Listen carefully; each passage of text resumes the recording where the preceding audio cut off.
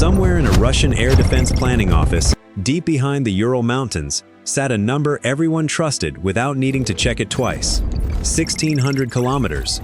That was the accepted maximum range of Ukraine's FP-1 strike drone, the figure written into briefings, the figure that quietly decided which targets needed protecting and which ones did not. Omsk sat well outside that number, Russia's largest oil refinery, more than 2,500 kilometers from the nearest point of Ukrainian territory, processing over 22 million tons of crude a year, close to a tenth of the country's entire refining capacity. By that trusted number, it was untouchable. Nobody in Omsk was losing sleep over drones. That number was already wrong and had been for weeks. At a defense exhibition months earlier, Firepoint, the Ukrainian manufacturer behind the FP-1, had quietly shown off something different. The same airframe, but with longer, reshaped wings. A trapezoidal design that cut drag and, more importantly, hid something inside itself that the original model never had. Extra fuel volume built directly into the wing structure rather than bolted on as an afterthought.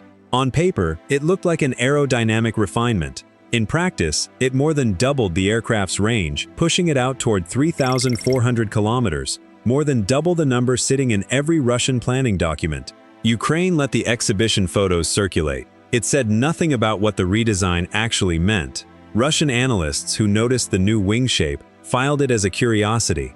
Nobody updated the 1,600-kilometer assumption because nobody had a reason to think that number needed updating yet. The mission that would prove them wrong took more than a week of planning before a single drone left the ground. Route selection alone was its own kind of warfare, plotted by planners who understood that a straight line from launch point to target is the fastest way to fly directly into every radar station along the way.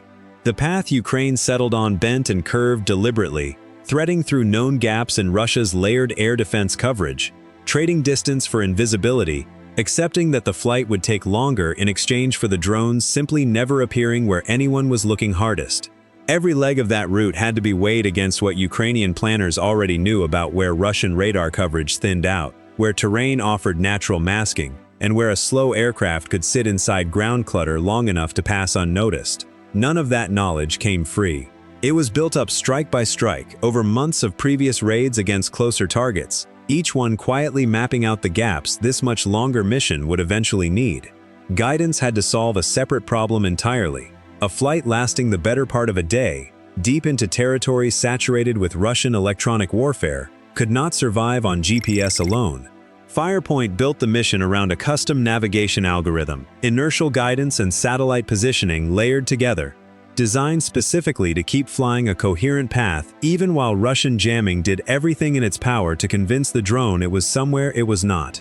The system did not need to be perfect. It needed to be good enough that even hours of drift and correction still put the aircraft close enough to its target for a final visual lock to finish the job, and that distinction, tolerating imperfection rather than requiring precision the whole way, is what let a $50,000 aircraft survive a flight that would have broken a system built around GPS alone. Roughly 7 aircraft launched on the mission, low and slow, cruising at a pace that would have looked almost harmless on a radar screen built to hunt fighters and cruise missiles. Slow was not a weakness here. Slow, at this altitude, hugging terrain for hour after hour, was exactly what let them disappear into the kind of ground clutter that fast, high-flying threats never have to fly through. Each drone was built around little more than plywood and foam, a 2-cylinder piston engine turning a simple propeller, a design that traded every performance metric a traditional strike aircraft cares about for one thing that mattered more than all of them combined. It could fly a very long way for very little money, and Russia could afford to lose entire squadrons of interceptors trying to catch something worth a fraction of what any single interceptor cost. For the first several hours, the flight was almost uneventful, which was itself the plan working. Russian air defense radar did pick up contacts along the route, more than once. Faint, slow returns crossing deep into Russian airspace at an altitude and a speed nothing dangerous was supposed to fly at. On more than one screen, an operator flagged the contact, ran the numbers on the reported behavior of the FP-1, and made the calculation that had been trained into every crew along that stretch of country. At this range, on this heading, a drone with a 1,600-kilometer ceiling simply could not still be flying by the time it reached the interior. It had to be something else. Weather return, bird activity, a misread track. The contact was noted and then, again and again, quietly dismissed because the number everyone trusted said this particular threat should already be sitting empty on the ground somewhere far behind it. It never was. Every dismissed contact kept flying, drawing closer to Siberia with every hour that assumption went unchallenged. In a way, the drones were protected less by any stealth quality built into their design and more by the sheer stubbornness of the number sitting in every operator's head. A contact behaving impossibly, according to everything a crew had been trained to expect, is more likely to be written off as a sensor error than to trigger a reassessment of a range figure nobody had any reason yet to doubt. That is not a failure of any individual operator's judgment. It is what happens when an entire defense doctrine is built on an assumption nobody has been given a reason to question, and it is exactly the kind of gap this mission had been built from the start to exploit. By the time Russian command took the threat seriously enough to commit real assets against it, the drones had already crossed the deepest part of their route, and what came next showed just how poorly this country's most advanced systems were built for this specific kind of problem. An A-50U airborne early warning aircraft, one of the most capable radar platforms Russia fields, was scrambled to help sort out exactly what was crossing its airspace and where it was actually headed. In theory, an aircraft like that solves this problem easily, looking down from altitude with a radar built to track exactly the kind of slow, low target that ground-based systems struggle against. In practice, an A-50U is built and trained to hunt fast movers, fighters, bombers, cruise missiles, threats that behave like threats.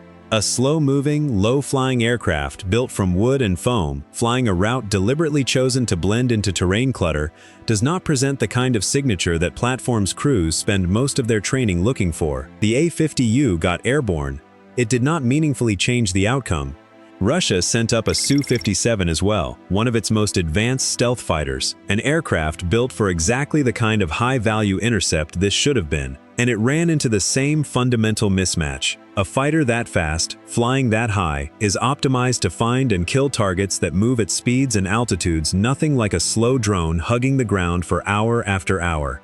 Closing on a target that slow forces a fast interceptor into exactly the kind of low, careful flying it was never designed around, bleeding off speed and altitude advantages that are usually its greatest strengths, and finding a small, slow, low-signature aircraft against a cluttered terrain background from a cockpit built for high-speed intercepts is a genuinely difficult problem, one that no amount of raw performance advantage automatically solves. A machine built to win a fight in seconds at Mach 2 was being asked to solve a problem that unfolds over minutes at barely 100 kilometers an hour, and the skill set for one does not transfer cleanly to the other. Ground-based systems fared no better along the route.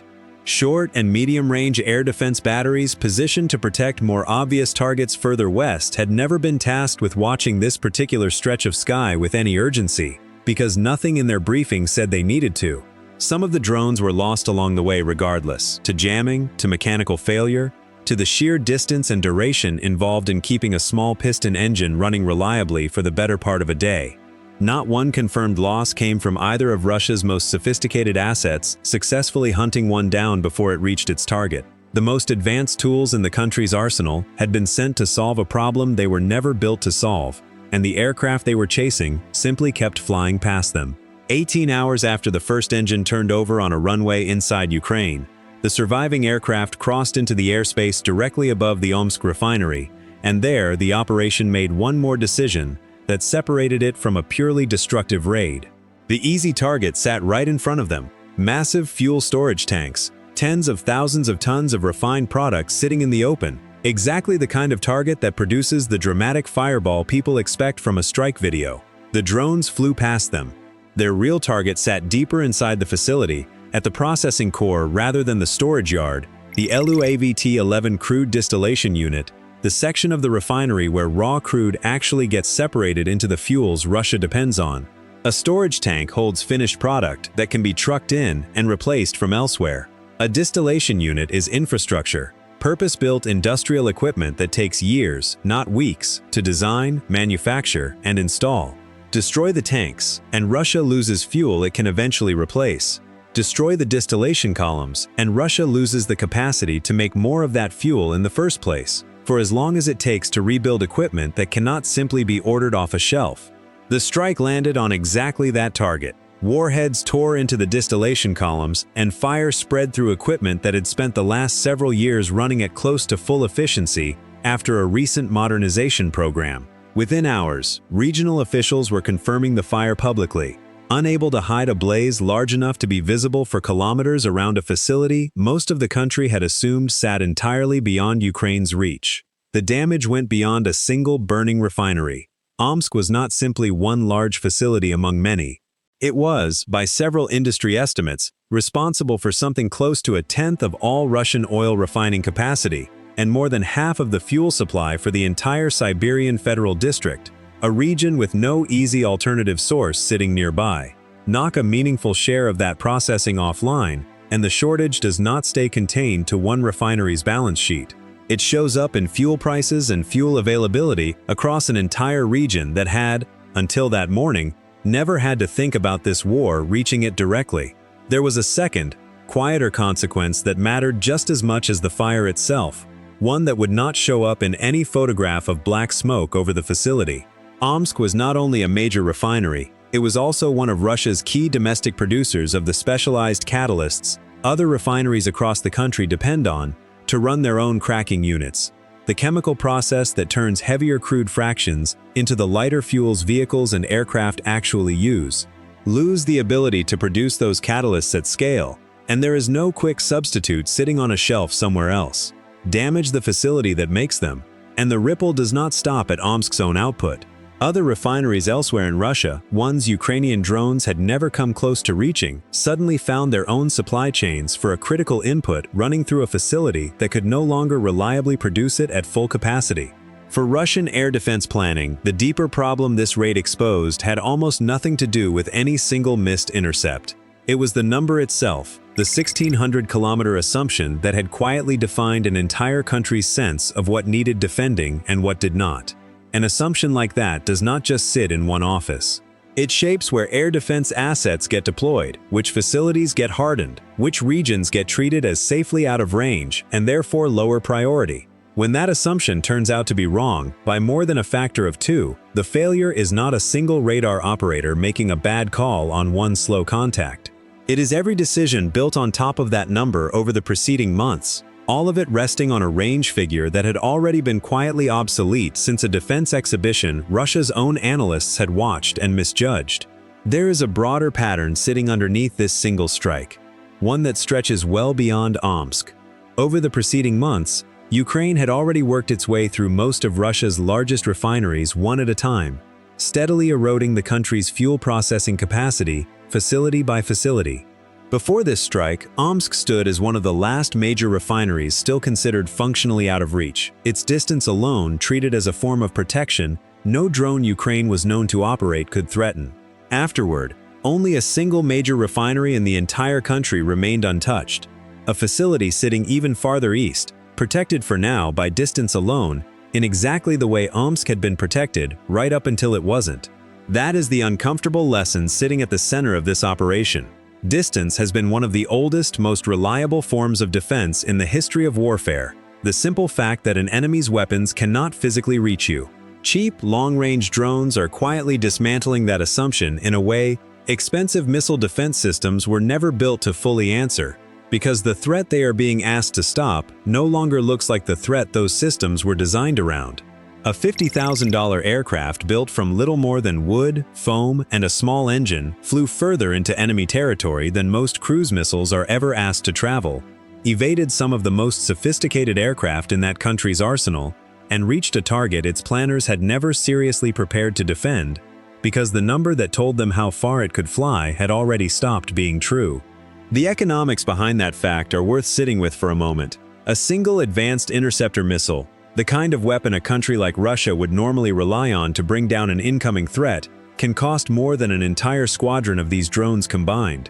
Even a modestly successful defense, shooting down some fraction of an incoming wave, can end up costing far more than the raid itself, while the attacker only has to get a handful of aircraft through to inflict damage that takes months to repair. That math does not favor the side doing the defending, and it gets worse the more of these long-range strikes a country has to absorb, because every refinery, depot, and airfield now has to be treated as a potential target regardless of how far it sits from any front line. Every refinery, depot, and factory Russia still considers safely out of range is sitting on the same kind of assumption Omsk did the night before this strike. Some of those assumptions are still accurate. The uncomfortable part is that nobody outside a very small circle in Ukraine currently knows which ones. And the only way the rest of the world tends to find out is after the fact, watching smoke rise over a facility that was supposed to be untouchable right up until it wasn't. What do you think? How many more of Russia's safe facilities are protected by nothing more than an outdated range estimate? Let us know in the comments below.